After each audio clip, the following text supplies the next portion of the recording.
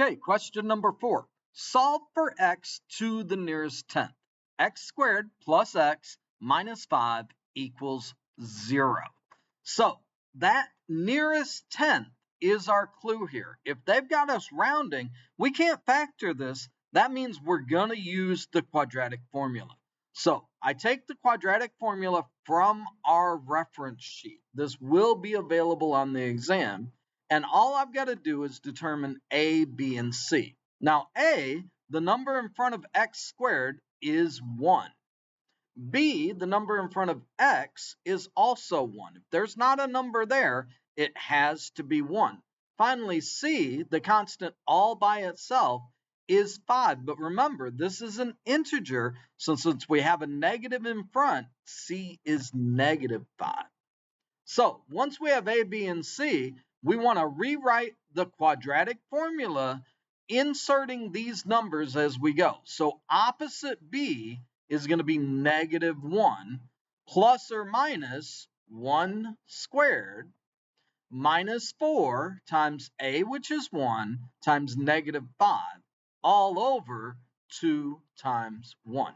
Now, the advantage of this question is I'm rounding to the nearest tenth, so I can type this in my calculator exactly the way I see it. So open a graphing calculator and go to a calculator page. Now, control divide, I know I want a fraction, and I do negative 1. I can't do plus and minus, so I'm going to just put plus. Control and the squared key to get the square root command, and then I say 1 squared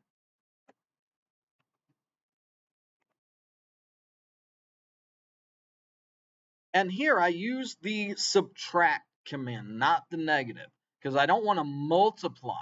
So I say minus, now this is a product, 4 parentheses 1 times negative 5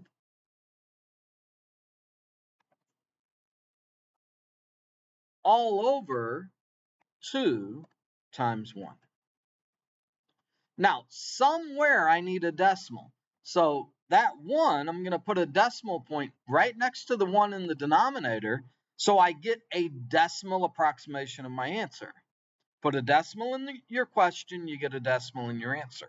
And 1.79 gives me a value for x. So if x is approximately 1.79, remember, to the nearest tenth is 1 decimal place. So I look at the 9, it says 5 or more, raise the score. So I'm going to raise the score to 1.8, and that's to the nearest tenth. Now, some people might think that we've actually got full credit for this answer. We do not.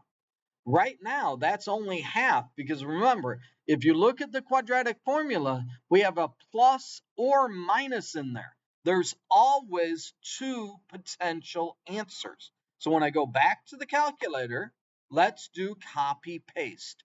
Arrow up, work smarter, not harder. Press enter when it turns blue. And now I can edit all that stuff that I typed in. Want to go over to that plus and just make it a minus. So that saves me the work having to retype all that. Now I press enter and I get negative 2.79. This is the most important part. So x is approximately negative 2.79. So again, that 9 says raise the score. So therefore that 7 becomes an 8. So my answer is x equals negative 2.8. And the big thing to remember when we're using the quadratic formula is always expect 2 possible answers. So if you left out the negative 2.8, the most you can get on this question is 1 point. So if you round incorrectly and only give one answer, you don't get any points. So please pay attention to detail. That's full credit for question number 4.